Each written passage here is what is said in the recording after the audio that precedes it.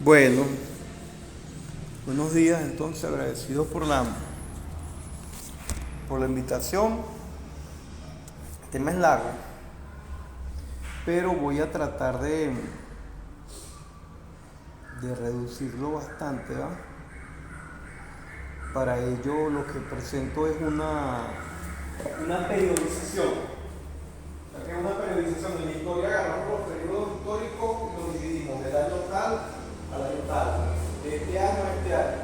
Lo que ustedes comentaban, me decían así, era que necesitaban abordar lo que era la historia no contada, que es esa historia de nuestros pueblos indígenas, y yo le sumaría también la historia de los esclavizados que nos conforman como nación, o como en este caso como el Tocuyo. Hablamos del Tocuyo no como ciudad, sino como una categoría que llamamos región histórica. Una región histórica es algo más que una ciudad. Si nos ponemos a ver la región histórica del Tocuyo, en cierto momento fue tan grande que incluyó Sanare, incluyó Quibor, incluyó cercanías llegando a Carache ya. Entonces incluye casi llegando a Carora, de Carora para allá se crea otro centro urbano. Pero la región histórica del Tocuyo en cierto momento es más grande que el mismo municipio. Ahora, si nos vamos al momento que vivimos actualmente, cuando hablamos de región histórica del Tocuyo, estamos abarcando el municipio de Morán. Yo tenía una discusión hace tiempo con Jesús, porque Jesús hablaba de la conciencia tocuyana, de la cuestión tocuyana, y él decía morandina, porque no es lo mismo. Pero de cierta manera siempre el Tocuyo ha sido determinante, ¿verdad?, en nuestra historia. Ahora bien, hay un elemento clave que yo voy a resaltar en toda esta conversa, con lo que tiene que ver con la historia del Tocuyo, que es el hecho de que nosotros al Tocuyo le ponemos un apellido cuando hablamos de la historia y de la cultura del Tocuyo. ¿Cuál es ese apellido que le ponemos? ¿El Tocuyo qué? ¿El Tocuyo? El Tocuyo colonial. El Tocuyo ciudad madre. O sea, ese elemento que le colocamos ahí es una categoría, o sea, es un concepto que tenemos metido. Conversaba el otro día con Nancy sobre eso, y Nancy me decía, habrá que aprovechar toda la fecha para ir desmontando eso. Yo le decía, Nancy, sí, pero es que nada más no va a aguantar la fecha, porque las categorías, cuando se convierten en parte del imaginario colectivo de la gente, de la mentalidad de la gente, está en todo. Entonces, por ejemplo, yo estoy en un grupo de panas que estudiamos en el año 92 en el Eduardo Blanco, que es mi promoción del liceo, y estábamos ahí, y los muchachos que están fuera, que la mitad de los que están en el grupo están fuera del Tocuyo, están fuera del país, cuando van a hablar del Tocuyo, dicen, mundo, mi Tocuyo colonial. Un momentito, porque está en la mentalidad de ellos. Ellos no vivieron el Tocuyo colonial, ellos no vivieron la época colonial, pero ellos hacen mención del Tocuyo colonial como si el Tocuyo colonial existiera. Y cuando estoy hablando de unos buenos que nacimos entre el año 74, 75 y estudiamos en el Eduardo Blanco en el 92, salimos de bachillerato, yo no conocí el Tocuyo colonial. No lo conocí una remembranza del Tocuyo colonial. Ni siquiera lo conocí físicamente, porque el Tocuyo colonial es destruido por las máquinas. Esto es una réplica. Hay pruebas, fotografías del año 51, 52, donde están haciendo la Casa de la Cultura adobe por adobe, porque esto lo tumbaron las máquinas. La Concepción es una réplica. Cuando entramos a la Concepción vemos que hay unas escaleras y hay un piso muy largo donde muchos patines, muchas rojas y todo lo demás. Todo eso abarcaba la catedral vieja, y miren lo que quedó. O sea, El Tocuyo colonial físicamente fue destruido, pero adoramos las ruinas. Entonces viene la guarana esa de carnaval y el tour es pasémonos por las ruinas, porque lo que nos queda es la ruina, el río, lo otro, y lo más famoso, el Santo Domingo, las ruinas. Es una mentalidad que tenemos, pero esa mentalidad nos determina nuestra historia local. ¿Por qué? Conversando con Naudi, allá afuera le dije, me acordé de un principio marxista que dice, el ser social determina la conciencia. Ese es el principio de Carlos Marx. El ser social determina la conciencia. El ser social determina la conciencia. Yo me formé con ese pensamiento pintado en una pared, en el guardo blanco, no sé qué profesor lo tenía ahí. Cuando yo estaba muchacho, uno pasaba y cuando iba a bajar la parte de atrás del dibujo técnico había una pared que decía, el ser social determina la conciencia, Carlos Marx. ¿Estamos?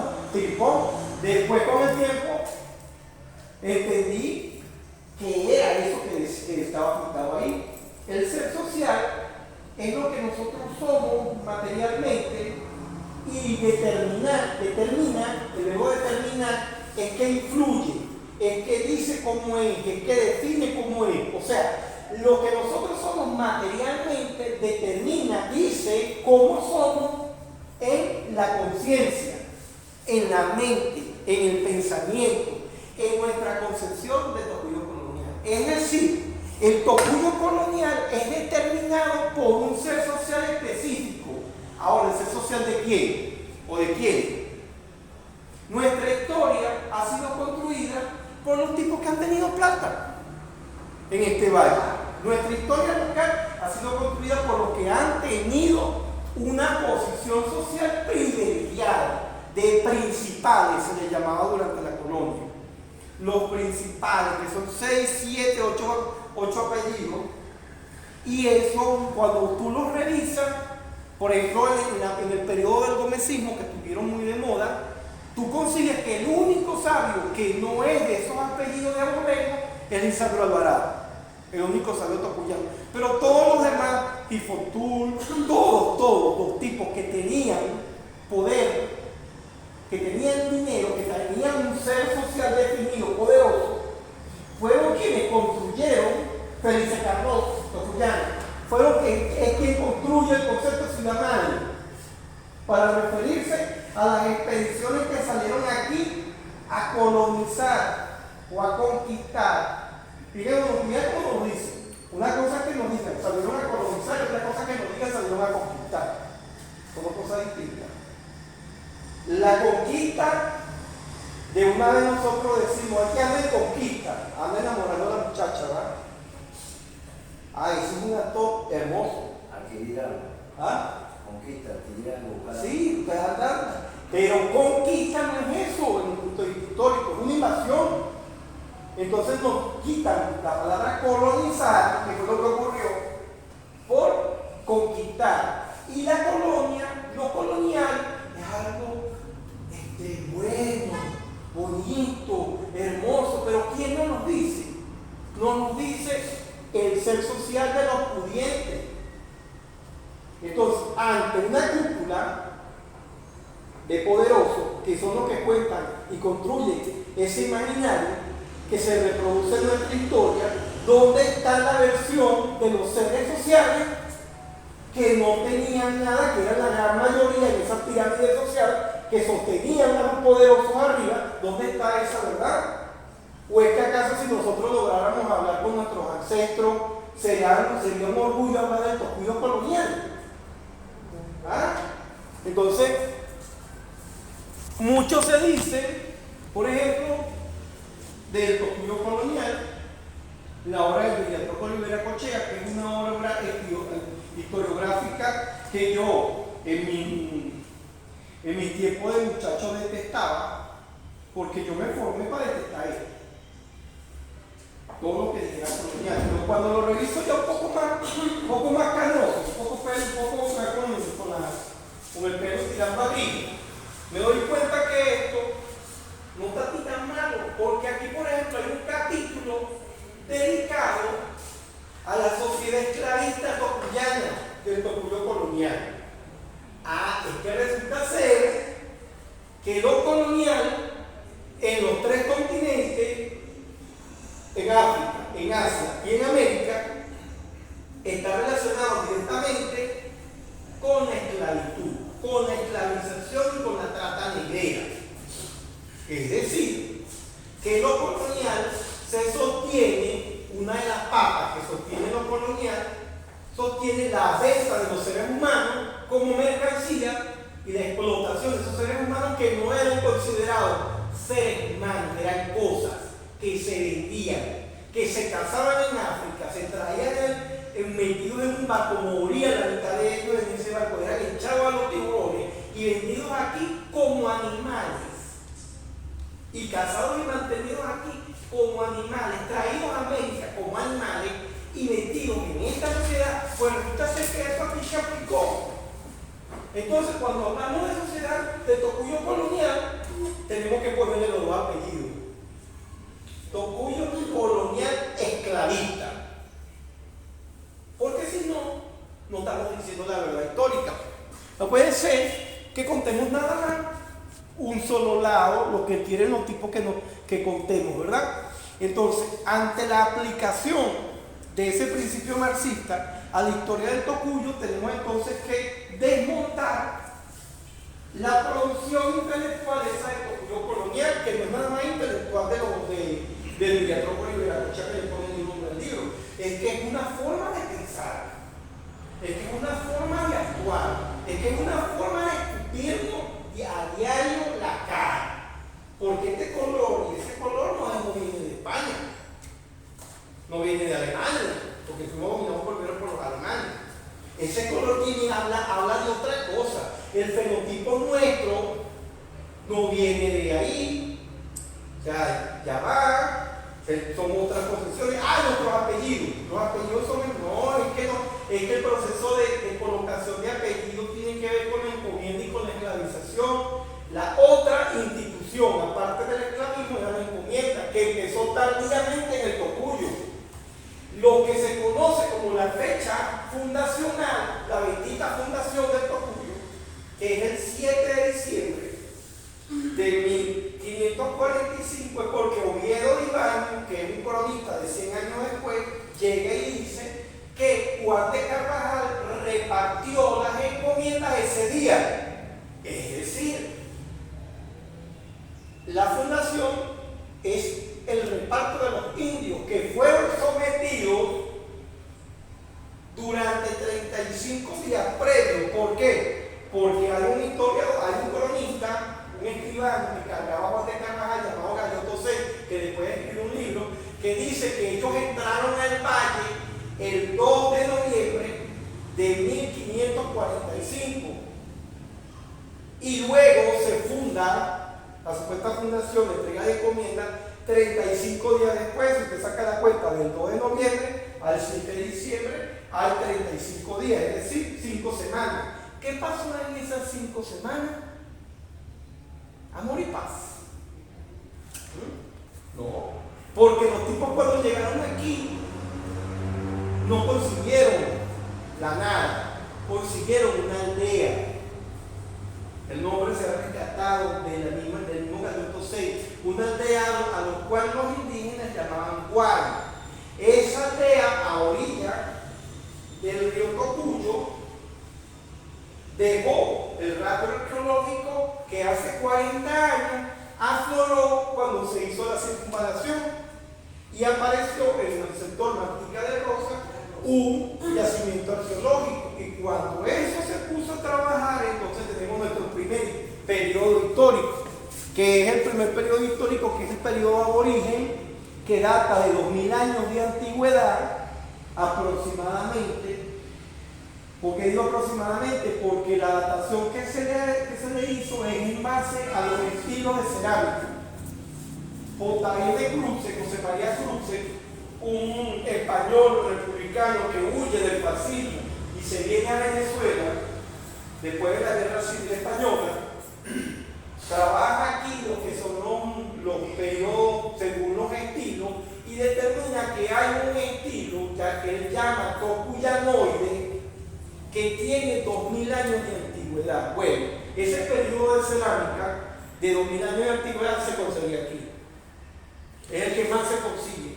Lo que quiere decir que si la cerámica que nosotros tenemos, tocuyanoide, que después es sustituida por la terroide, que tiene 700 años de antigüedad, está hablando de dos culturas que hicieron presencia en este territorio, una hace 2000 años de antigüedad, o sea, cuando estaban crucificando a Cristo por allá, cuando estaban aquí había gente ya, y 700 años después, es decir, de 700 a 1000, por lo menos 200 años antes de la invasión, 300 años antes de la invasión, llegó otra cultura y eso se le llama tierroides, serie tierroides. Las dos culturas quedaron por dar la pista por vía de yacimiento arqueológico, pero esos yacimientos arqueológicos van de aquí al río arriba hasta Umucarobal, porque este negrito que está aquí consiguió cerámica tocuyanoide en una cueva en Umucarobal hace como 20 y pico de años,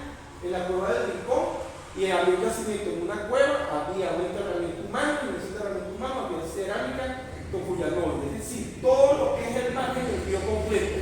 En la vega de los Gallones hay un cementerio indígena y lo que más se consigue ahí es tocuyanoide.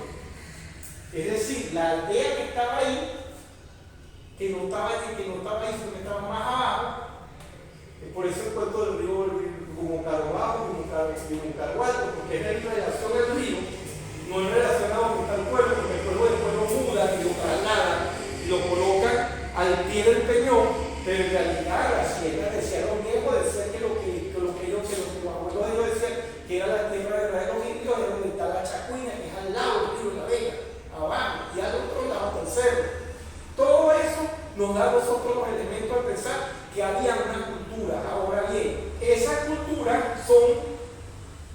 son bautizadas por los mismos españoles en base a su identidad. Yo digo bautizadas por ellos porque, por ejemplo, a estos de aquí llamaban gallones, pero en realidad también hay otros que los llaman gallón. Pero también existían, cuando llegan los españoles, en ese proceso de invasión consiguen otras naciones, consiguen muchas naciones conviviendo en un mismo territorio. Los 2000 años de antigüedad, esos 2000 años de antigüedad, que si le restamos los 400 y pico que tiene la invasión, tenemos 1500 años que están en el vacío histórico, están en la oscuridad de la historia. No sabemos cómo fue en realidad, sino que los estudios antropológicos dicen más o menos cómo pudieron haber existido en base a lo que los mismos cronistas españoles narraban de cómo vivían los indios.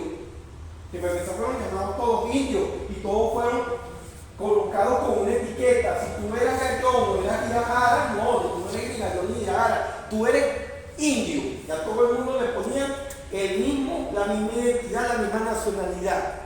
Entonces, matando por encima de ellos una cantidad inmensa de identidades nacionales, de culturas, de idiomas que son sacados de la faz, agredidos, sometidos y colocados en una institución que para su época ya era vieja, es decir, la encomienda, y agarraban a los indios y los encomendaban.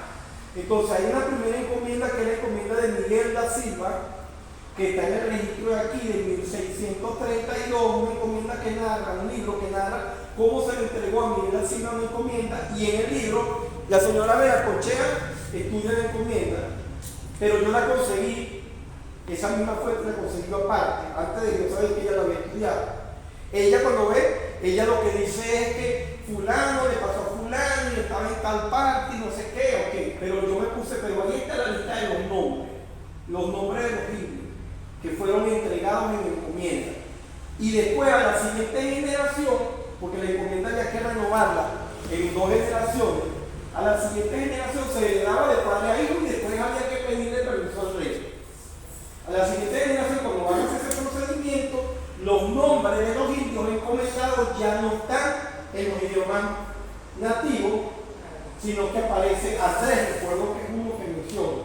Andrés, por cierto, un indio, encomendado ya en la segunda encomienda, pero descendiente de Saraima, que es el primer indio que aparece encomendado ahí, en ese documento. Saraima, ¿qué idioma es ese? ¿Qué significaba ese nombre? No lo sabemos, pero era un nombre, y con X, por cierto, escrito con X, Saraima. Entonces, esos nombres son nombres que nos vienen, que lograron ser rescatados, y inclusive había una cantidad de nombres ahí, y ese proceso fue, ahí nos podemos dar cuenta que en 2 generaciones fue tan culturizada esa gente que al punto que perdieron su nombre. Ya no se colocaban los nombres, sino que colocaban los nombres españoles. Entonces nosotros tenemos que dar gracias porque colocábamos eso. Según la concepción del Tocuyo colonial, está bien pues. La invasión cristiana se produce en 1530, no en 1545. La llaman la invasión cristiana porque no puedo hablar de Europa. No podemos hablar de Europa ni de España en 1530, porque ni Europa ni España existen como concepto. Existe un territorio de naciones modernas que llamamos Europa actualmente, pero en 1530 nadie la llamaba Europa. Ni siquiera España en España. Era el reino de Castilla y Aragón, que era el reino católico. Que al llamarse católico significa que hay otros reinos que no son católicos. Porque si yo digo este es el reino católico, es que hay otros que no son católicos. Porque existía el reino ya en Europa que eran protestantes. ¿Sí? Porque recuerden que hay una división de la iglesia católica, se divide y sale la iglesia protestante con Martín Lutero. Entonces, los reinos católicos le rendían tributo, era el Papa de Roma.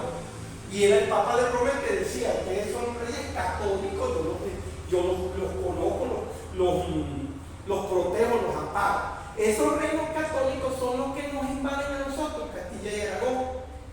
Pero resulta ser que en el año 1528 hay una capitulación del rey de España a unos alemanes banqueros conocidos como los Welser, que vinieron a nuestro territorio porque el rey estaba endeudado con los alemanes y les entregó un territorio donde ellos tenían que poblar y dirigir a los castizos, a los españoles, a los castellanos, a los súbditos del rey de lo que después fue España.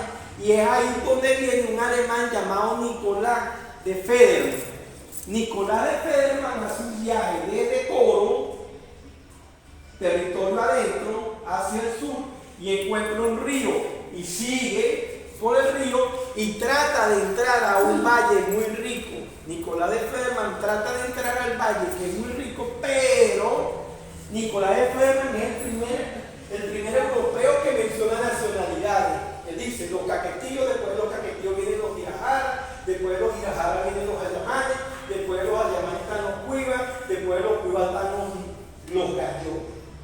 Entonces él entra pacíficamente en el territorio de los caquetillos, porque los caquetillos pactan con los europeos para pelear con los girajara y con los gallones. Cuando entra al territorio de los girajara y los alemanes, no le hicieron una cosa muy fácil, le hicieron la guerra. Pero cuando entra al territorio de los gallones no puede entrar y se desvía, busca el llano y sale otra vez buscando cobro hacia arriba. Pero menciona el valle. 15 años después, un teniente, un rango de teniente, quiere decir desde ese tiempo el teniente era el segundo del capitán. Un teniente llamado Juan de Carvajal, al morir el capitán Welser, toma el control y decide mover la población de los europeos, los cristianos que están en Coro, a ese lugar donde Nicolás de Federman no pudo entrar. Y arranca otra vez la misma ruta, con tan mala suerte que sí pudo entrar. Este sí pudo entrar, Nicolás de Federman no pudo. Yo tengo mi propia teoría sobre por qué ocurrió una cosa con uno y no con otro, 15 años después. Resulta ser que Él llega el día 2 de noviembre. El Galeón 6 dice: y entramos a la aldea en la víspera del Día de Todos los Muertos, 2 de noviembre, esa fecha. Cuando uno hace investigación antropológica de los gallones actuales, uno descubre que los gallones tenían una fiesta que se celebraba el 2 de noviembre, que todavía se celebró hasta hace poco en la huerta, llamada la llora, que es el enterramiento del muerto, la adoración al muerto, que es un baile que ellos hacen donde el muerto es significado como vástago de cambur. Bueno, resulta ser que la llora se celebraba el 2 de noviembre. ¿Por qué? Si estas comunidades de descendientes gallones celebran la llora el 2 de noviembre, no es de pensar que esa fecha exactamente, 2 de noviembre, no sea una fecha que hayan celebrado los gallones cuando llegó la invasión. Y ustedes digan, no, de repente no, cambió, no, ya va. Porque quiero que ustedes que el 2 de noviembre, el Día de los Muertos, es un día en que los pueblos tienen en su conciencia las cosas más tremendas que uno ni se imagina. El 2 de noviembre es, desde el punto de vista de todos los antropólogos culturales, el día del diluvio universal. Y los pueblos antiguos, todos, celebran el 2 de noviembre como un Día de los Muertos.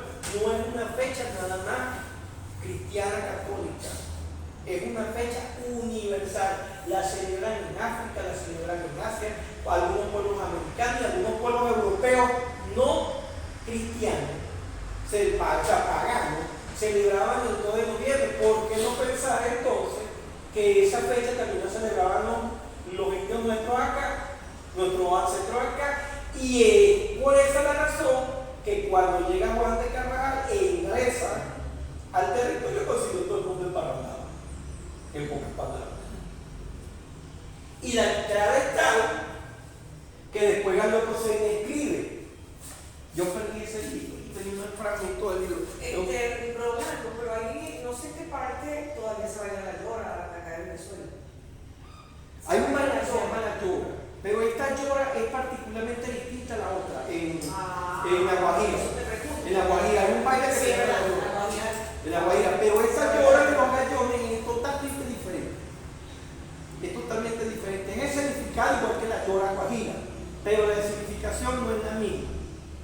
Y tiene que ver, y ellos conservaban y eran la fecha 2 de noviembre. Ahora, fíjate, ¿por qué? Porque ocurre con los gallones. Con los gallones ocurre un proceso que los antropólogos llaman la diáspora, que ellos se dispersaron culturalmente y muchas cosas están regadas. Entonces, una comunidad que puede ser descendiente o un núcleo de comunidad indígena puede tener una costumbre oral o de manifestación en un sitio y en otra no está, aun cuando son del mismo pueblo. Entonces, para poder saber más o menos, hacer una aproximación, habría que tener todas las interpretaciones de todos los núcleos de gallones. Pues significaría entrarle a Bobares, significaría entrar gallones en comunidades de gallones al norte del estado portuguesa, significa entrarle a lo de los Bocaros, entrarle a lo de Villanueva. O sea, es pocas palabras, hay una reguera muy grande. Y en esa reguera, en Maraca, La Ceiba tiene, por ejemplo, la casa antigua, la choza, la forma de construir la choza antigua, que no está en otra comunidad, pero está ahí. Pero ellos no tienen la llora. Pero, por ejemplo, en la región de los gallones hay oralidad que no está en las huertas, o que no está en comunidades, o que no está en bobares.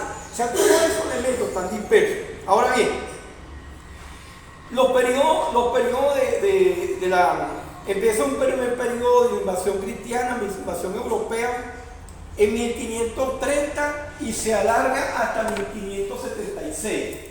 En ese primer ingreso de la invasión, primero Nicolás de Federer, 15 años después,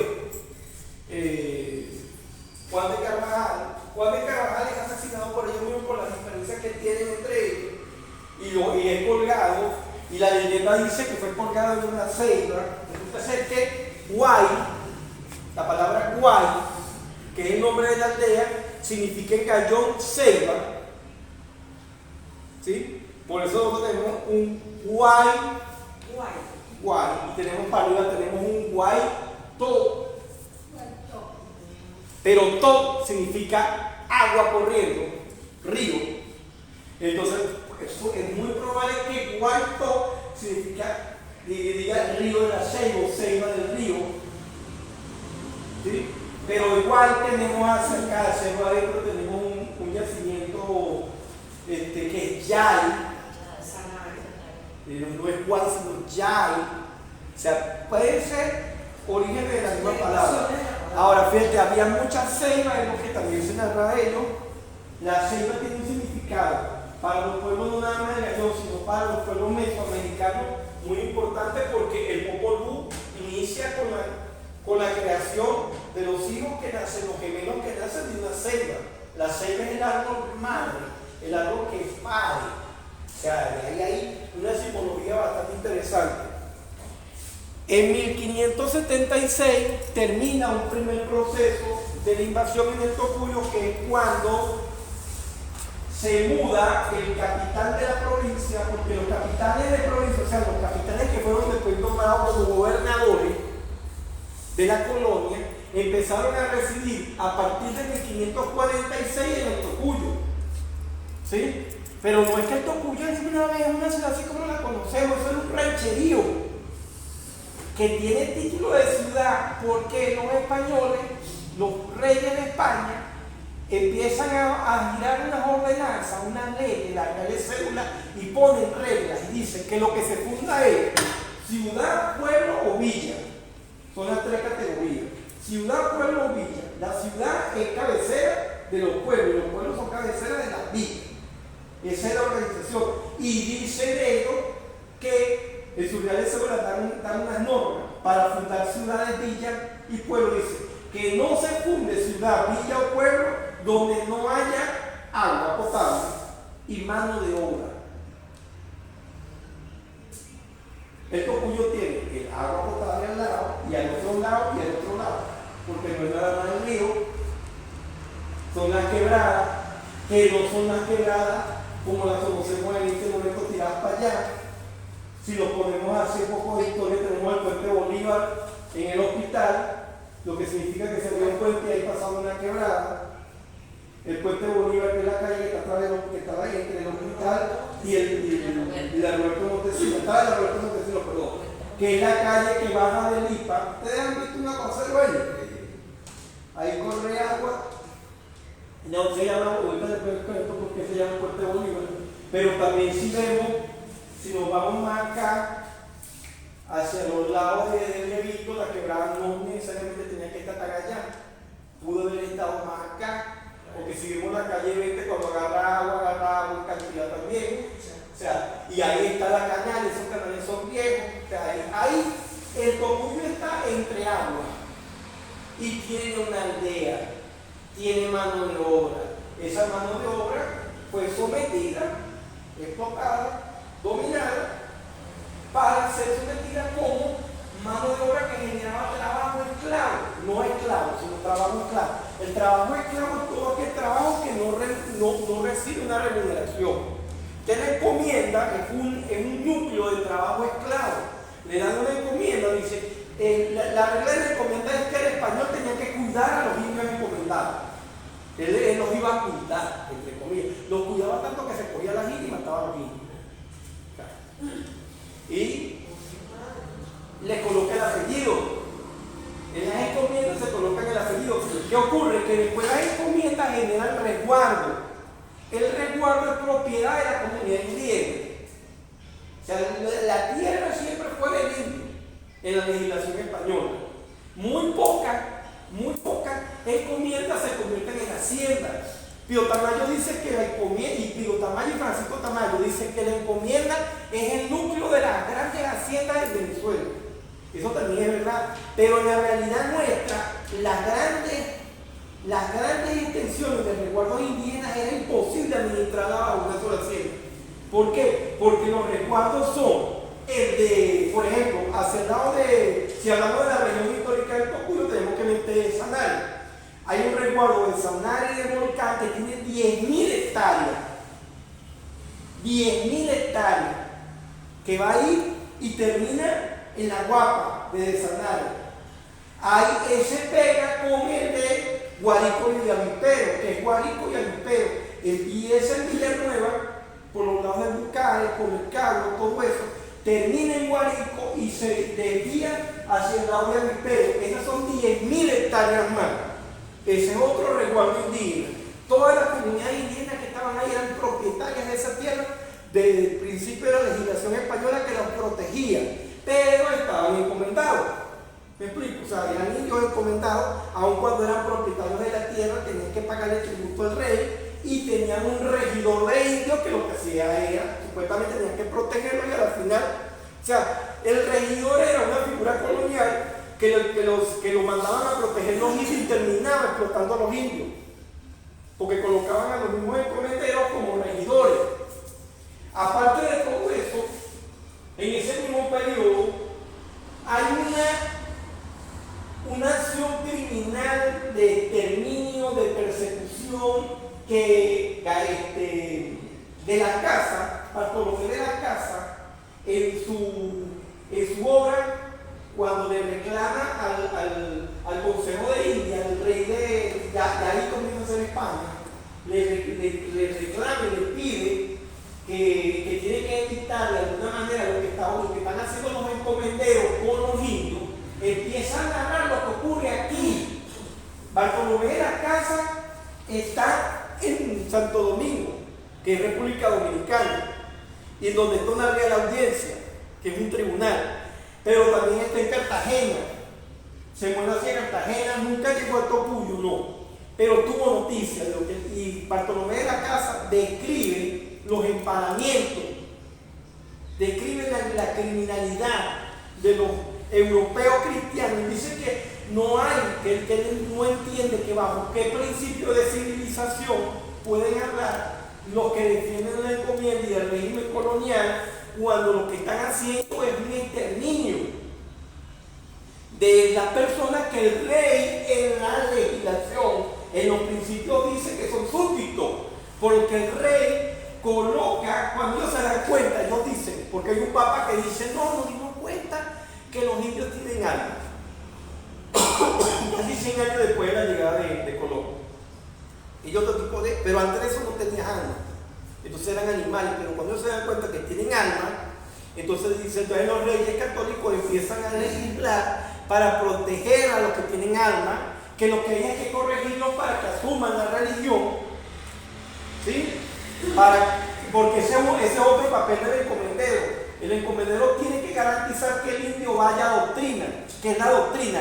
La doctrina es la enseñanza de la iglesia, en los pueblos de doctrina. Y hay unos pueblos de cabecera que ya no son ciudades, sino que tienen curas doctrineros que tienen que reunir a todos los encomendados para decirles la palabra de Dios y llevarlos a la fe, bautizarlos, y luego ese mismo cura se convierte en la persona que tiene que enseñarles el idioma y prohibir que hablen sus idiomas antiguos. Entonces, el cura doctrinero es la primera figura que tenemos en Venezuela de lo que puede ser un educador, porque él tiene que enseñar doctrina y enseñar idioma. Va a ocurrir todo ese proceso de invasión cuando los tipos se dan cuenta que los indios tienen alma, empiezan a legislar a favor de los indios, pero ya el mal está hecho. La población aborigen decae y es el mismo Bartolomé de la Casa que le propone al Consejo de India la solución para el hecho de que como ya no hay indios, los blancos no quieren trabajar, pues los guaros han sido flojos toda la vida. Entonces dicen, bueno, vamos a resolver el problema. Vamos a pedirle al rey que nos fíe 500 esclavos. Fiados. Para entregarle a los encomenderos que no sigan explotando a los indios, dejen a los indios que quedan por allá tranquilos y traigamos negros. Bartolomé de la Casa. Que mucha gente lo está como usando también tiene sus intereses ahí. Investigando, se descubre que Bartolomé de la Casa estaba relacionado con la trata negrera. que sus intereses eran con los negreros, con los vendedores esclavizados, y por lo tanto la solución es esa. Como Sepúlveda, Juan de Sepúlveda, que es un cura que está en Castilla, y es el gran opositor a Bartolomé de las Casas, y ellos tienen un gran encontronazo y una gran discusión por quién tiene la razón. Juan Sepúlveda defiende a los encomenderos y dice que la encomenda tiene que durar 1000 años. Tiene que durar todo el tiempo que sea necesario. Porque Juan de Sepúlveda es encomendero. Así de simple. Estaba allá, pero tenía encomienda aquí. Y mandaba a su encargado a tener encomienda. O sea, el ser social determina la conciencia. O sea, y a nosotros nos pintan, ay, Juan Bartolomé de las Casas, sí, pero ya va, verá, un momentico. Y de ahí surgen dos leyendas, llaman la leyenda negra, que es la de Bartolomé de las Casas, que dice, era la leyenda negra porque dice que, ellos dicen, no es una leyenda negra que niega que los españoles somos buenos, que somos civilizados, que nosotros que queremos es llevar en paz y amor a esa gente. Y la leyenda rosa, que es la de Juan de Sepúlveda, que dice, no, es que no pasó nada, esa gente que está exagerando. Entonces, no, ahí hubo masacres ni exterminio, nada más que se murieron 70 millones de personas en 100 años, pero eso es normal, no es nada comparado con lo que hicieron con los africanos. Comienza la trata negrera y después de 1576 hasta 1728 las poblaciones se mantienen, el Cocuyo se va afirmando como una importante ciudad dentro de lo que es la colonia española, pero no lograba dominar por completo los territorios, porque en los territorios había mucho indio alzado, muchos hechos alzados, muchos irajar alzados, andando de bandoneros que no tenían poblados alrededor, que no se dejaban, no pagaban tributo. Cuando traen a los esclavizados, a los negros cuando se escapan, se van a los mismos territorios. Tenemos, por ejemplo, el negro Miguel de Uría, que es lo que es Barquisimeto, uno de los asentamientos de Barquisimeto. El negro Miguel de Uría, que es lo que hace, se revela y se nombra rey de los negros esclavizados, negro hecho. Usted es rey allá, o sea, que rey de aquí. Y de ese periodo, yo también soy rey. Es que ese cuento con los reyes es muy cómico, porque usted sabe que hay en los primeros años de la invasión, hay una institución que ellos aplicaron que llamaban el requerimiento. El requerimiento era un texto que decía palabras más, palabras menos. Los españoles llegaban y le decían a los indios, le leían en castellano a los indios un documento que decía, por decisión del Papa, descendiente de Dios directo y representante de Dios en la tierra, nosotros le decimos a ustedes tienen que abrazar la fe cristiana, y si usted no abraza la fe cristiana, nosotros entraremos sobre su pueblo y tenemos la bondad de Dios, el mandato de Dios de que podemos hacer la guerra justa contra ustedes y los dominaremos, y la tierra de ustedes es de nosotros. Ese era el requerimiento, lo aplicaron varios años, varias décadas. Entonces, hay un cuento de un cacique, un relato de un cacique del lado de Colombia, porque era muisca, y el tipo lo escucha y le dice, ¿quién? Y busca un traductor y le traduce. Entonces, el cacique le diga al español que ese rey suyo debe estar loco. Ese rey debe estar loco, porque primero, ese Dios no es el mío. Segundo, la tierra de él no es mía. Y él ni siquiera está aquí para venir a la cárcel. Que el rey suyo está loco por completo. Cuando le dicen en español que el indio le está diciendo que su rey lo que está es loco, el tipo, sino que entran a matar. En los requerimientos fueron utilizados sobre todo mucho en Nueva Granada, en lo que es actualmente Colombia. Bueno, en 1728 inicia otro periodo de colonización. Tenemos un periodo que va desde la periodización que les trae de 1576, que es cuando la provincia se muda, la capital se muda a Caracas, a 1728, y sigue el Cocuyo en ese proceso de tratar de someter todo el territorio, ¿verdad? Luego en 1728 hay una reforma, los Borbones toman el poder porque todo el siglo XVIII, es decir, 1700 para adelante, es un siglo de expansionismo europeo. Las grandes potencias europeas se pelean por tener el control de la colonia. Entonces, en esa época, por ejemplo, Holanda, que era provincia de España, se libera de España y empieza a jugar también. Holanda llegó a ser parte de España y Holanda, al separarse de España, empiezan a ocurrir varias guerras. Hay unas guerras que duran 30 años, otras duran 7, pero las fuerzas que más se enfrentan en esas guerras son España e Inglaterra. Y pelean sobre todo por quién tiene más colonias. España, por supuesto, tiene todo el continente, pero entonces España abandona buena cantidad de islas, se queda con las islas grandes y llega Inglaterra y empieza a apoderarse de las islas. Pero Inglaterra no se queda con esa y empieza a hacer la lucha hacia adentro. Ahora los ingleses crean un circuito comercial que saca de aquí lo que se produce y se lo llevan a Inglaterra, a Holanda y a Alemania. Y España no agarra nada en eso. Entonces España se da cuenta, los Borbones se dan cuenta que sus colonias son simplemente colonias en lo político, pero en lo económico Inglaterra se está quedando con la plata. Incluso el mismo proceso de esclavización, porque son los ingleses los que más esclavos venden, más esclavizados venden, porque ellos tienen costa, dominan la costa de África Occidental y de ahí venden esclavizados, que son los que van a venir para acá.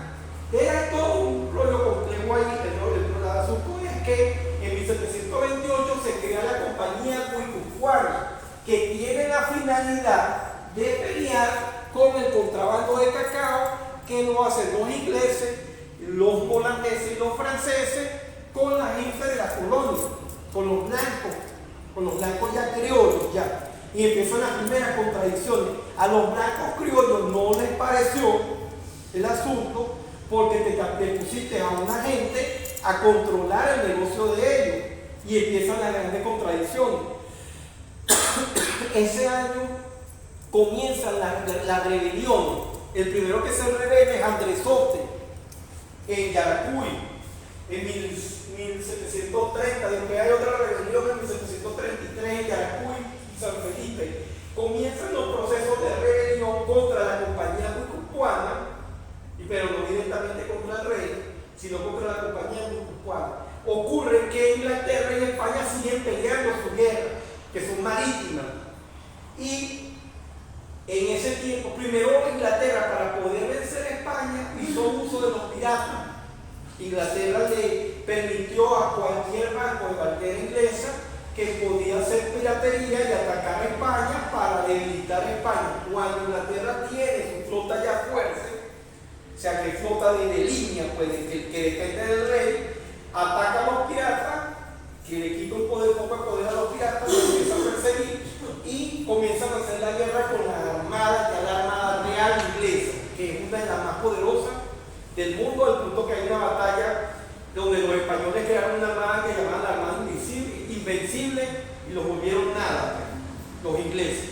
De ahí para allá, Inglaterra empieza a ganar el mar. ¿Qué ocurre? Que Inglaterra en 1743 trató de tomar Puerto Cabello para crear una colonia inglesa en Puerto Cabello. Invaden Puerto Cabello, pero un tipo de apellido Zuluaga organiza la defensa. Gabriel Zuluaga, que es de los mismos Zuluaga que también y estafan y especulan y vainas, que los mismos Zuluaga de ahorita que vienen de la colonia. Ese era el centro que es capitán de la compañía guipuzcoana. Bueno, él organiza la defensa de Puerto Cabello y le mata 1000 tipos a los ingleses. Y queda el puerto que encontró en español, pero debilitado. ¿Qué ocurre? Que él le pide apoyo a las ciudades y le pide apoyo al Tocuyo. En 1743 le pide apoyo al Tocuyo y le dicen que le mande tropa porque tiene información de que el tipo se abasteció en las Antillas, en las islas y viene de regreso otra vez para Puerto Cabello. Entonces el tipo pide apoyo y Los ricos de Tocuyo, bueno, los que gobernaban acá, organizan pues la milicia de Pardo, y 152 flecheros, gallones, y los paran frente a la plaza en mayo, 11 de mayo de 1744. Los van a sacar para ir a Puerto Cabello a organizar la defensa porque vienen los ingleses otra vez. Cuando están haciendo eso y le entregan las armas, se para un negro de guajirita y le dice al tipo que está controlando la tropa, usted está arrestado. El negro se llama Pedro Calanche. Pedro Calanche. Pedro Calanche somete al tipo y de repente salen tropas por todos lados gritando ¡viva la patria! Pero en 1742 aparece una pared pintada en el Tocuyo con la misma frase: ¡viva la patria! Cuando el tipo está arrestado, se le acerca a Calanche y le dice a Calanche que por qué está haciendo eso. Y Calanche le dice: yo estoy peleando por mi patria. Y el tipo en español le dice: pero es que tu patria es España. Y es España la que vamos a defender en Puerto Cabello. Y Pedro Calanche le contesta: no, España no es mi patria. Yo estoy peleando por mi propia patria, no por la tuya. Coño, eso lo registran.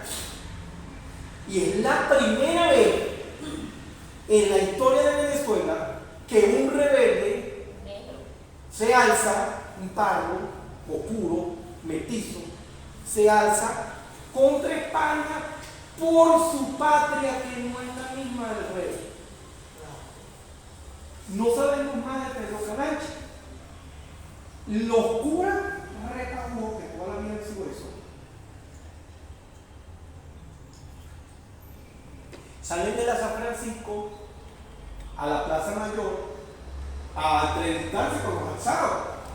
La Plaza Mayor, que ahora la iglesia. Ajá, de la procesión. Y salen de la San Francisco, se le han metido los franciscanos con sus chancletas, sus sandalias, sus vainas, sus soles, y suben, hijos míos, ¿qué están haciendo? No pueden venir a hacer esto aquí. Están rebelados contra el rey es puesto por Dios, que no sé qué, no se preocupe, padre, estamos aquí el sábado. No, pero es que usted no puede, porque es que si ustedes se rebelan, los rebeldes no entran al cielo. Y nosotros no tenemos interés en entrar al cielo. Nosotros no tenemos interés en entrar al cielo. No, ¿cómo diga eso? Si ustedes siguen rebeldes, nos van a excomulgar. Que nos excomulguen. Pero nosotros aquí nos alzamos. Palabras más, palabras menos. Esta señora en 3 páginas relata ese suceso, que es la rebelión de Tocuyo de 1744. Pero hay 2 cosas cruciales. Una, la respuesta de Calanche, que está registrada históricamente. Yo peleo por mi propia patria. 2, la respuesta de todos los alzados conversando con el cura, donde el tipo le dice: van a excomulgar, que le excomulguen. Gabriel Zumárraga le manda una carta al rey de España en diciembre de 1744 diciéndole que todavía no ha podido controlar la rebelión de Tocuyo, porque los tipos, después que los principales, que eran los ricos, empezaron a conspirar, pero no sacaban la trompa de ellos tampoco, los ricos se cruzaron de brazos y vieron que, porque ¿quiénes son los pacos? Los pacos son los negros libres. O sea, vamos a ubicar. En esa estructura social, los blancos peninsulares están arriba, tienen el poder político. Los blancos criollos tienen el poder económico, no pueden ser más que otra cosa que de Caribe y de baile. Los pardos son los negros libres, y los blancos de orilla que no son ricos, pero son libres. Luego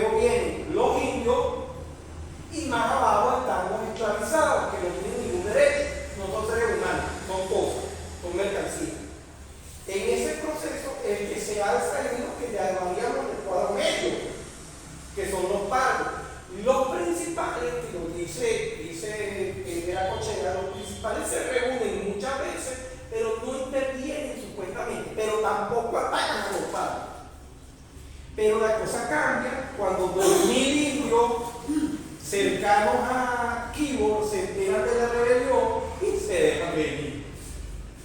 Y se pertrechan en La Guajira, dice la banda. Un caserío cercano a de La Guajira. Esa Guajira es la Guajira, no, es Guajirita.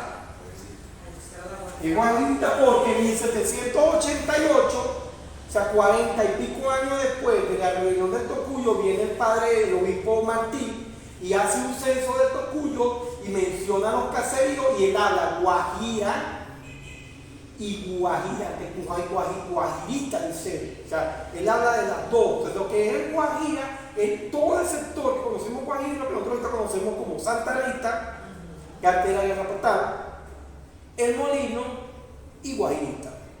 O sea, todo eso para allá.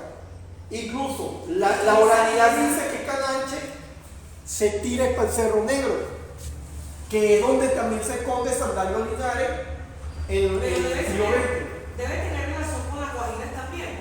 Claro, sí, porque la Guajira aparece, la Quebrada de Guajira aparece en el documento de la Real Cédula de 1576, que es la que dice cuáles son los ejidos del Tocuyo. Dice que el ejido de los ejidos del Tocuyo termina hacia el sur en la Quebrada de Guajira, dice.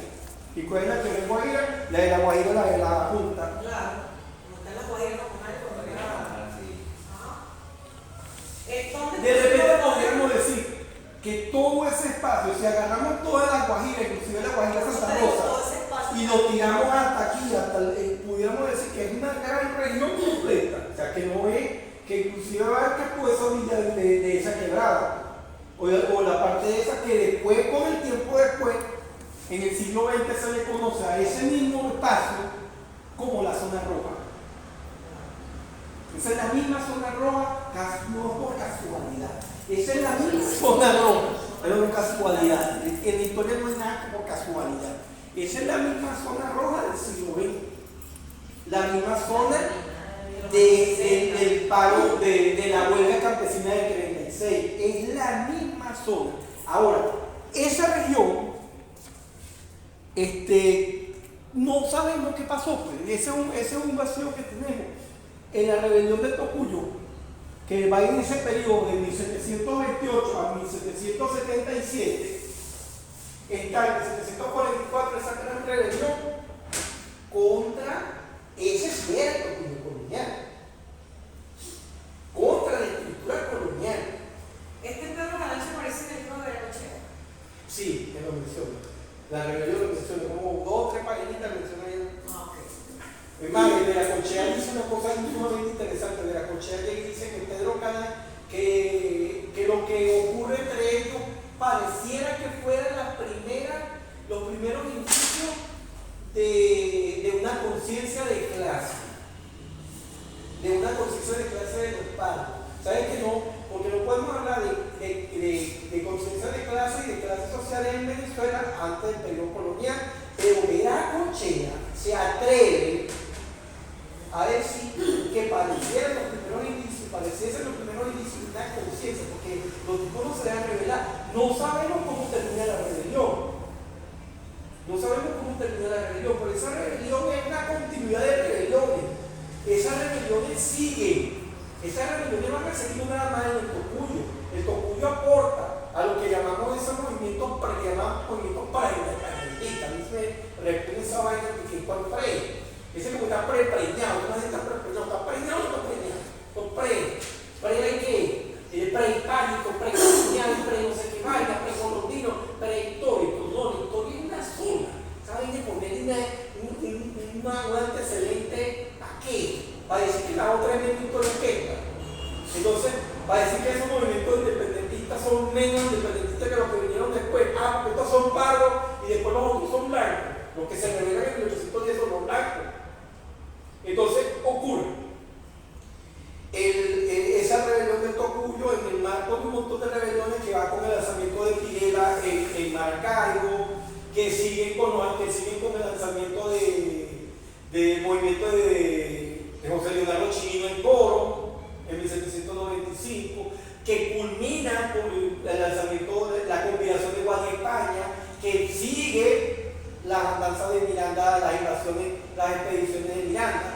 Entonces, hasta ahí, en 1777 hay un quiebre administrativo, político, porque el Tocuyo dependía más para los lados de Colombia que para los lados de Caracas. Porque resulta ser que durante la colonia no se aclaraba, antes de 1777 no se aclaraba hasta dónde llegaba el virreinato de Nueva Granada, que es Bogotá. Entonces, los colombianos siempre han querido decir que a ellos les quitaron una parte del territorio porque todo esto tributaba más hacia ellos. En algunas cosas dependían de ellos, pero en otras dependían de Caracas y en otras dependíamos de Santo Domingo. Lo que era la cuestión judicial, la audiencia estaba en Santo Domingo. ¿Qué pasa? Que los Borbones, llegó un rey de los Borbones, llevó a Orden Tapera y crea la Capitanía General de Venezuela en 1777 y le quita Maracaibo a Colombia, y le quita el Táchira a Colombia, y le quita Mérida a Colombia, y lo pone a dirigirse con una capital, una Capitanía General, con un capital en Caracas. Entonces, inclusive es una quiebre ahí, porque de ahí para acá, todas nuestras constituciones dicen que el territorio de Venezuela es el que corresponde a la Capitanía General de Venezuela en 1777. De ahí, y los colombianos quedan picadísimos todavía ellos, y diciendo que el lago es de ellos, por eso es que ellos llaman al Golfo de Coquibacoa y no de Venezuela. Cuando uno dice, estudia la geopolítica colombiana, y que los tipos que estaban en Colombia para ellos. Bueno, ya da mucho con el Golfo, ¿te acuerdas? Ah, no, pero porque ellos dicen, ellos justifican, ellos dicen que fueron expropiados de territorio, dicen los que han declarado hoy. Yo digo, pues no, la vamos a entregar hasta Cumaná completa. Entonces, es eso, 1777 a 1810 es el proceso donde lo que es el Tocuyo sigue masivo histórico ahí. Por ejemplo, se sabe que empieza a aparecer café como siembra en el Tocuyo, más sigue siendo el cacao. Viene la visita del obispo Martí en 1700, no recuerdo el dato, 80 y tanto. Ya está la capitanía. El obispo Martí es un enviado de la Iglesia Católica que hace una investigación completa desde Caracas, de todos los territorios de lo que es Venezuela, en burro y a caballo. Y él describe, él hace su obra, está escribiendo su informe y llega al Tocuyo y describe las casas señoriales y embelesados con lo que considera el Tocuyo. Pero él nos dice, por ejemplo, nos da la cantidad de negros existentes. Nos dice, y la cantidad de negros existentes, de negros esclavizados, es casi la misma cantidad de lo que habían de libres, de toda la población libre. O sea, había muchos esclavizados en el Tocuyo. Aparte de eso, él también nos describe cuáles son los caseríos que giran alrededor del Tocuyo. Allí es donde menciona Guairita, menciona la otra banda, él menciona varios sitios, y nos habla de los cultivos. Él dice que en el Tocuyo se siembra cacao, café y caña. El cacao tuvo su agua. Claro, todo el periodo colonial es el producto, la mayor producción es el cacao. Pero él no empieza a mencionar que hay otros productos. O sea, y que después, en el siglo XIX, durante la independencia, después de la independencia, el café sustituye al cacao porque el cacao cae en los precios y el café sube los precios internacionalmente. Y los europeos dejan de consumir cacao con mucho taza y empiezan a consumir café. Entonces, en el momento que aumenta el consumo, cambia el producto y nosotros podemos sembrar también. Y ahí viene el proceso, es interesante. A partir de ese periodo 1700, hay una parte interesante también de la historia local del Tocuyo, que es que cuando ya estamos en plena efervescencia de lo que va a ser la rebelión o la revolución de independencia, ¿verdad? La guerra nacional de independencia. Aquí se dice, Veracochea en otro libro dice que en el Tocuyo no pasó nada durante la independencia. Y yo estoy empeñado en demostrar que pasó mucho. En 1808, Miranda lanza la expedición, ¿verdad?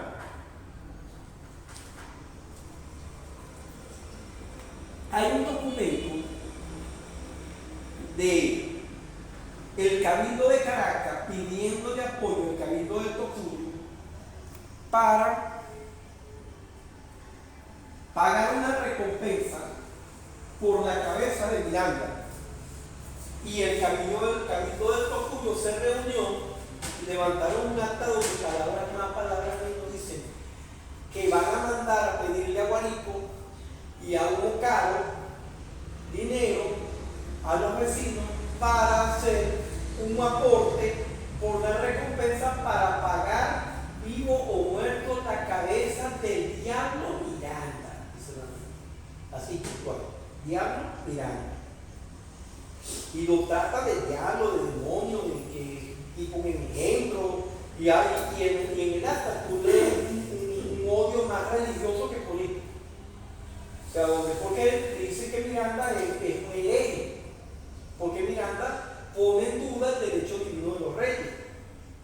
Siempre lo puso en duda, pero como Miranda vivió con los franceses que eran protestantes, con los ricos que eran protestantes, con la zarina rusa que era ortodoxa, o sea, el tipo es para ellos la negación de lo que puede ser un buen católico. Y Miranda levantan el santo y recogen la plata y la mandan para Caracas. O sea, se mandan a recoger dinero, una vaca, para matar a Miranda. O sea, eso lo hacen los principales de Trujillo, la Godard de Copillana, para matar a Miranda. Y ahí está. Pero una cosa es lo que hace el burro, una cosa que hace el burro, y que lo arrea, ¿verdad? Entonces, en 1810 se dan el 19 de abril, viene esa fractura y el Tocuyo empieza a aparecer en el escenario, pero no aparece directamente, sino que cuando se eligen los diputados al Congreso, que es el que va a decretar la independencia, no se eligió un tocuyano. Eligieron a Marqués Toro, que es un asiduo antimirandino, enemigo a muerte de Miranda, que es uno de los tipos que lucha por los derechos de Fernando VII. Recuerden que la independencia se da es porque Napoleón se apodera de España, Fernando VII es destituido, Napoleón pone como un primo de él, entonces viene todo ese rollo y todo el mundo decía por los derechos de Fernando VII. Ahí es donde se aprovecha ese momento para proponer la independencia. Entonces hay dos bandos, los radicales que quieren la independencia y los otros que están peleando por los derechos de Fernando VII. Entonces, en toda esa lucha, en el Tocuyo hay de los dos bandos. Porque aquí hay una familia que sabemos le agarró, le entregó todos sus caballos y le dio sus dos hijos. Y fueron en 1813, plena guerra de independencia, pleno decreto de guerra a muerte, y le llegaron a Bolívar en Trujillo y le dijeron: yo tengo son estos caballitos que están aquí, y eran los muchachos que van. Y estos dos muchachos que se los vengo a entregar para que veamos cómo lo hacen. El viejo José Gregorio, que era el nombre, cuando regresa, es apresado por los realistas tocuyanos y fusilado. Pero nada más eso, nada más eso. Hay demasiadas cosas que se nos escapan, pero podemos hablar, por ejemplo, de que en el Tocuyo tuvimos un alcalde que fue muerto por la Godard tocuyana, por las contradicciones que existían del modelo esclavista y el modelo republicano, que es Hipólito Casiano Lucena. Investigando un poco, consigo que Hipólito Casiano Lucena es hijo de nombre Gómez de Lucena, nombre del papá, no recuerdo el apellido, y María Felipa Pérez de Lucena. Pero resulta ser que la señora Felipa es de condición esclavizada. Es una esclava. Y el papá es uno de los ricos del Tocuyo. El viejo presenta al hijo ante el bautizo y lo reconoce como suyo con esclavo. O sea, yo me imagino que se le cae el pueblo encima. ¿Ah? Pero resulta ser que Hipólito Casiano, para toda la leyenda, para toda la oralidad que se ha recogido, que llegó hasta el siglo XXI, que llega todavía, digamos que todavía se acuerdan, hablan del catire Casiano. El catire de las épocas es blanco el tipo no sacó el color de la rama. Eso pudo haber sido lo que carajo, porque es sabido también que se acostumbraba que si los españoles tenían hijos con sus esclavas, si el carajo salía negro, lo dejaban esclavo. Era esclavo. Pero si salía blanco, dicen en la condición esa racista, en la condición esa racista, el mejorar la raza. Yo así me hago en la casa echándome a los primos de ahí que yo me veo. Mami, con el nacimiento del carajito. Ay, mejoraste la raza, no vamos a beber. Te lo dije. Sí, mi madre, lo que te digo, desgraciado. Mejoraste la raza, vamos a beber. O sea que si me hace negro no bebe. Blanco y esto. No, tío, quiere. No, pero Puede ser blanco, puede ser negro, pero que no sea rico, por el amor a Dios. No, sí es verdad que. Sí es verdad que a mí me devuelve. No, él está chochísimo con ese muchacho.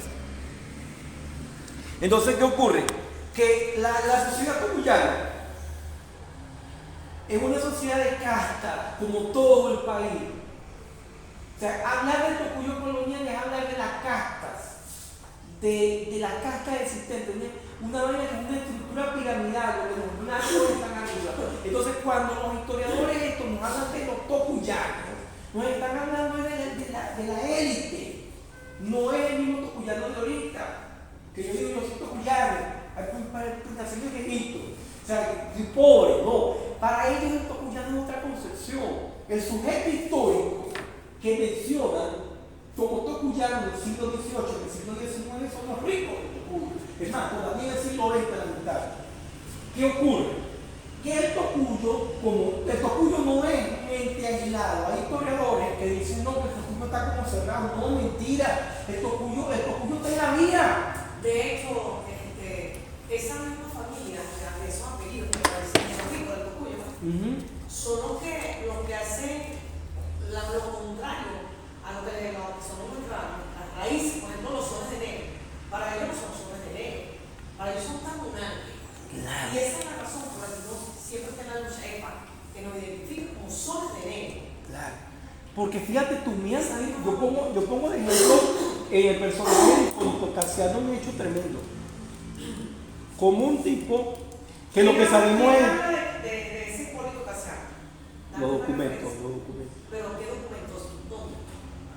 No, ahora, fíjate que trabaje así, mira, hay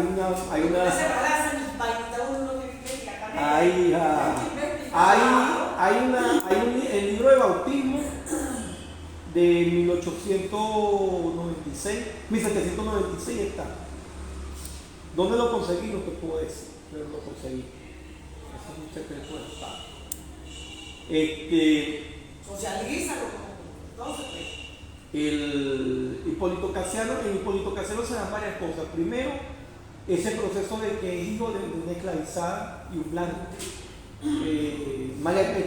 Karina tiene, supuestamente me dijo que tiene el testamento del papá. Hay que buscar en el testamento si él libera al muchacho o si él lo libera antes. Porque Hipólito es propietario. ¿Cómo se llama el papá? Yo sé que Gómez de Lucena, pero no recuerdo el nombre ahorita. Sí.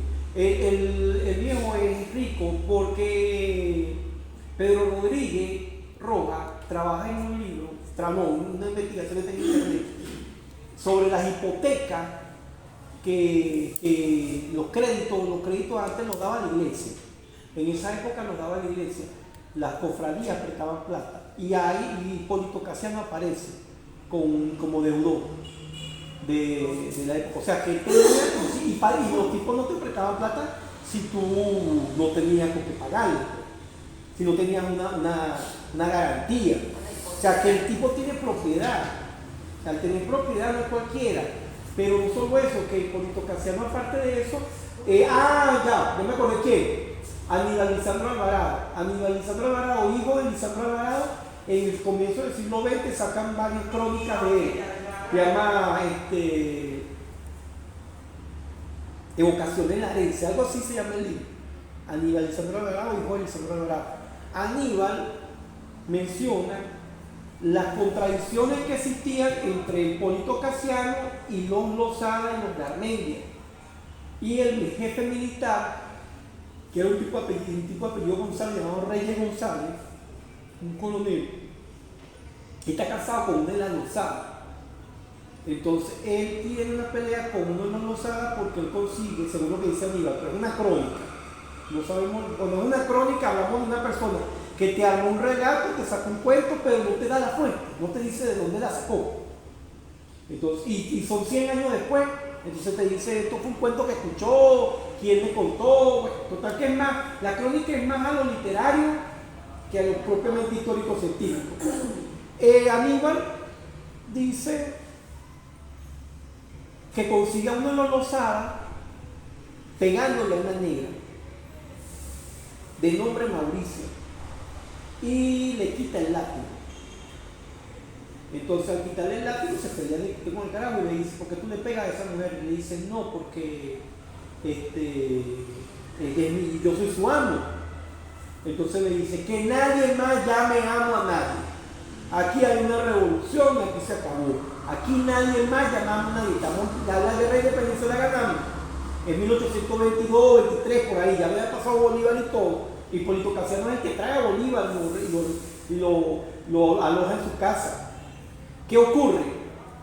Que después Hipólito Casiano trae a unos, él es el alcalde, trae a unos mexicanos que vienen a hacer negocios al Tocuyo y les da una fiesta, invita a los ricos del Tocuyo a que vayan a la fiesta. Y una de las Lozadas está sentada y el mexicano la saca a bailar y la tipa le dice, no bailo con mestizo. Eso también lo cuenta Aníbal Lisandro Alvarado.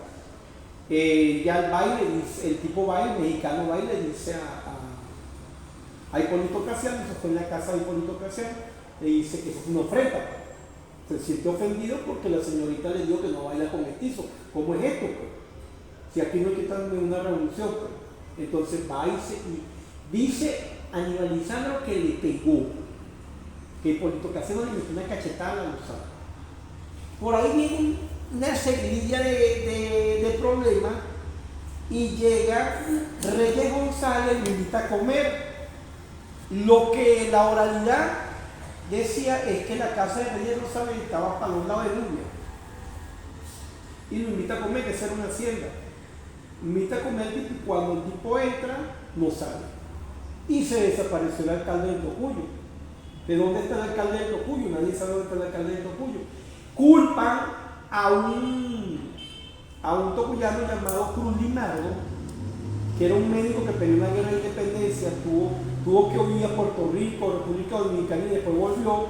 Lo culpan de que él fue el que lo mató, pero Cruz Limardo se entera que lo van a poner preso y se escapa a Quibor. Se une con unos quiboreños y los quiboreños vienen y capturan al jefe militar del Tocuyo. Entonces se iba a dar una pequeña guerra civil porque no aparecía el alcalde. Pero la negra se pone a cantar en el río. Arriba le digo, le vuelvo a decir, que lo vi de entrar, pero no salí. Arriba le digo doña Encarnación, que mató a Casiano con mano en pilón. Doña Encarnación es doña Encarnación Lozada Garmendia. Entonces, cuando ella empieza a cantar en el río lavando eso, se vuelve el escándalo y llega Reyes González, lo busca y la trae a carajazo limpio y la azota frente a la iglesia de San Francisco, la agarró en el seco y le echó una tela para que no se quieran cantando y la acababa de hacer cantar. Arriba le digo, le vuelvo a decir que no vi entrar, pero no sale. Arriba le digo doña Encarnación que mató a Casiano con mano en pilón. Eso quedó en la oralidad de la gente. Bolívar se entera que su amigo de Tocuyo es muerto y van a investigar. Y se entera de la rebelión y la cuestión, investigan y consiguen al tipo una letrina. La gente decía que lo habían hecho de guía y lo habían echado por la canal. Y lo habían hecho jabón. pero lo consiguen muerto en la letrina. Lo sacan de la letrina y se da el juicio y juzgan a Reyes González del asesinato, pero él se echa el muerto, dice que fue él. Entonces lo fusilan. Y está la declaración del tipo que lo fusilan, que el tipo le dice, cuando le pide que cuando va a hacer su última voluntad, le dice que me entierren en Carabobo. ¿Por qué? No, porque el tipo era mucho bueno, que donde quedó mi pierna. Díganle a Bolívar que me entierre en Carabobo, donde quedó mi pierna, para que cuando venga la resurrección la consiga. ¿Viste? ¡Ay, no lo quiero decir! Ahora, ¿qué es lo que hay inmerso dentro de Casiano? Las grandes contradicciones de la sociedad de la época. O sea, el tipo lo mata porque es hijo de grande, es hijo de esclavo. Porque si el tipo hubiera sido un niño de cuna, que aunque el papá le da la riqueza y la vaina, pero si no hubiera tenido esa mancha negra, no lo matan. Lo van llevando. Lo van llevando, no es la manera, pero no lo matan. Y terminan eso hecho claro. Después de ahí, eso es 1825, el asesinato de Casiano. Estamos en 1810, 1830. Termina la República La Buena, que es la de Bolívar, con la disolución, 1830, y de ahí para acá tenemos un vacío histórico inmenso. Yo le decía a la profe Dulce en estos días que porque yo buscando fue escribiendo o sea, por ejemplo, claro, yo me dediqué mucho a investigar este periodo de la guerra de independencia, porque aquí pasó muchas cosas. O sea, no nada más la muerte de Hipólito Casiano, aquí hubo entradas, movimientos, por aquí pasó José Félix Rivas, o sea, aquí hubo la campaña Mirable, y la que no se registraba, imagínate. o sea, ahora, ¿qué es lo que digo yo? 1830 en adelante, de 1830, si periodizamos 1830 a 1898, que es la llegada de los andinos, nada. O sea, muy poco que uno haya conocido, pero claro, que así enfocaba de la historia local. Hay cosas que uno puede reconstruir, por ejemplo, Lisandro Alvarado es el historiador. Pero muchachos no conocen la faceta histórica de Lisandro Alvarado. Lisandro Alvarado es el historiador que trabaja mejor para mí la guerra federal. Y cuando yo me pongo a estudiar Lisandro Alvarado en otros días, descubro que Lisandro Alvarado nace de la guerra. Lisandro Alvarado era un niño durante la guerra federal. Me voy a su obra, la revolución, historia de la revolución federal en Venezuela, es la de Lisandro Alvarado, y descubro que menciona el Tocuyo como 30 veces. Que hubo movimiento, y descubro que Zamora estuvo en el Tocuyo. Y eso no lo dice nadie. Nadie lo dice. No dice que Por eso que el historia surge. no dice que el Tocuyo no postulada independencia por ser un asentamiento por. Eso en la guerra de independencia. En la guerra federal, eso nos quieren poner así como que el Tocuyo era una cosa así aislada. Entonces también vivimos en una burbuja y todo el país estaba prendido, pero aquí estábamos bien. Mentira. Yo sé, por ejemplo, no me entrevisté un viejo. Yo estaba muy carajito, tenía yo 22 años en mi primera escuela. En Huacá había un viejo llamado Rito Vélez, que él me contaba que su papá le contaba que una vez llegaron unos tipos gritando federación con un pañuelo amarillo montado en la cabeza, a caballo. Y pasaron y lo reclutaron y se llevaron al abuelo de él, que se lo habían llevado a la federación. Y que había quedado, y entonces yo le digo al viejo, sí, pero ¿y qué quedó eso? Venga acá, yo le voy a decir que el viejo se metió y sacó esa cruzada. Aquí, ¿qué quedó? de la guerra federal. De la guerra federal. En Guacara, o sea, pero si se peleó así. Y mi abuela decía, mi abuela tenía una que decía, ella recitaba: viva la patria, viva la revolución, viva la federación, viva la mujer que tiene el primer parto varón.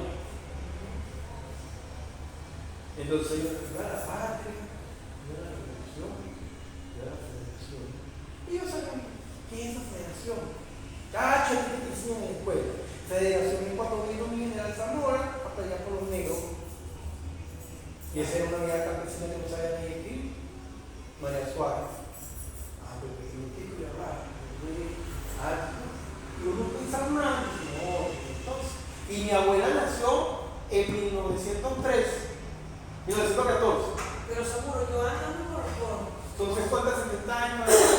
que conocí el municipio de Casada, que fue director de educación, y por lo que es la vía de ese, creo que es uno, de Villanueva, había un señor que cantaba también esa canción, pero él decía: viva la mujer que para el primer hijo varón, y tenía que ver con eso también. Pero si me pones a ver, tú dices: ya va, mira, ya es una cosa que yo estoy ahorita buscando, jalando, porque es sumamente interesante la innovación que tenemos, la idea, lo que tiene que hacer un historiador es llenarlo, ¿vale? Pero llenar esos vacíos. Primero nos dicen que no pasó nada, pero nosotros sabemos, ahorita, en la actualidad, 2023, que en la guerra de independencia, murió la mitad de la gente de este país. ¿Cómo que no pasó nada aquí? ¿Se entera qué? Marte, la luna. ¿Ah? La mitad. Me he puesto a investigar qué ocurrió en los otros países para comparar. En Chile murieron de 2.000 a 3.000 personas. En Chile. En Argentina murieron de 4.000. En Perú murieron 4.000 a 5.000. Nosotros y Colombia perdimos la mitad, porque Colombia también perdió la mitad de la población. ¿Sabes lo que tiene más? Federico Brito Guerra dice que de 1812 a 1816, 4 años de guerra, murió el 30% de la población. Y te dan los números así estadísticos, los números, que aquí murió tanto, aquí murió tanto, aquí. Es una muerte, ¿verdad? Una masacre, una vaina que por eso los historiadores desde la hispanidad, del otro lado del charco, dicen que Bolívar era un asesino, un jefe de matrosos y vaina porque mataron mucha gente, no, pero es que la atrocidad fue tal que fue demoldada. Desde el momento que los tipos que tratan de recuperar el territorio que se le quita con la República, la llamada Primera República, hay una masacre. O sea, Bolívar narra que los tipos le sacaban los hijos a la mujer embarazada del vientre y los tiraban a la candela, los fetos.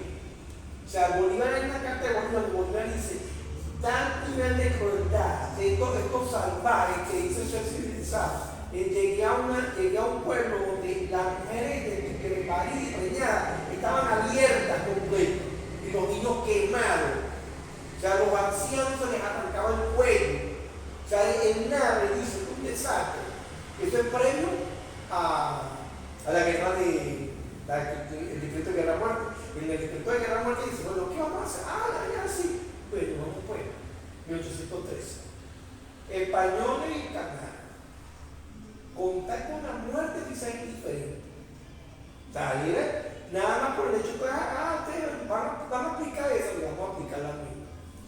Que a venezolanos y americanos, contar con la vida siendo culpable. O sea, para definir los bandos, y de ahí hasta el armisticio de 1820, por cierto, el armisticio de 1820, que es el tratado de regularización de la guerra, que lo crea Sucre y Morillo, se firma en Santa Ana de Trujillo, pero se discutió en Momocaroago. Se discutió en Momocaroago y Carache, y eso nos ha dicho. ¿Cómo que no pasó nada? Si el camino a Bogotá pasaba por aquí, no había otra vía para pasar a Bogotá más rápido que la que era desde Caracas, por el Tocuyo, cruzaban a Garabaza en un carro bajo y de ahí salía para la Peña de Carachi, la Peña de Carachi, y de para allá.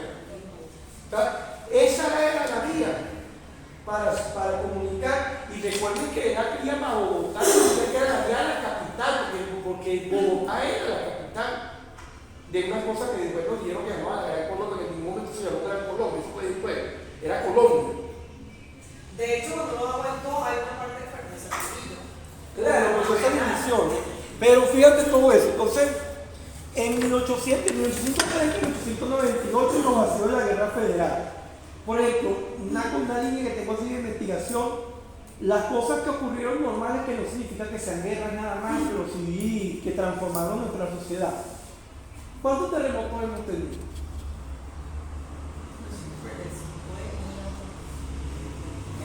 Hay un terremoto en el Tocuyo en 1870 que destruyó la ciudad. Hay un terremoto en 1905 que destruyó la ciudad. O sea, hemos tenido terremotos todo el tiempo. Es más, el terremoto de 1812 tocó el Tocuyo, que es uno que pudiéramos, si tuviéramos en la actualidad, llamaríamos el de 1812, es un mega terremoto.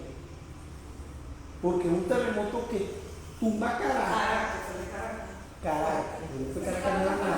Valencia, Barquisimeto, el Tocuyo y Mérida. Pongo eso en el mapa para que vean todo el país. Pero fuerte fue. Tú vas a la falla, no, porque nos dicen que solamente Caracas, pero es que cuando tú te pones a revisar el gran repliegue que tira Miranda y la capitulación que tira es porque o sea, todo el país fue afectado por el terremoto. Esto lo fallamos con uno. Entonces, cuando tú ves eso, pero ¿qué sabemos nosotros de eso? Tenemos así. O sea, por ejemplo, siempre nos han dicho que Belén ya era una ruina en 1950. ¿Qué Belén? Belén no era hospital en 1950. El hospital del Tocuyo era donde estaba el asilo, donde está el asilo ahorita. Era un pequeño hospital ahí, que después para Jiménez hace el hospital grande. Pero Belén ya es una ruina en 1950. Lo que significa que Belén se cayó antes. ¿Cuándo? Entonces, en uno de los terremotos anteriores. ¿Ah? ¿Por qué no dicen que ese fue el primer hospital? Es el primer hospital, ok. Es el primer hospital y lo que queda es. Lo que queda de él ya en el 50 está disuelto, ¿va? O sea, de ahí para acá, por ejemplo, 1898, que es el año de natalicio de Pío, pero también es el año de la entrada de los andinos, ¿va?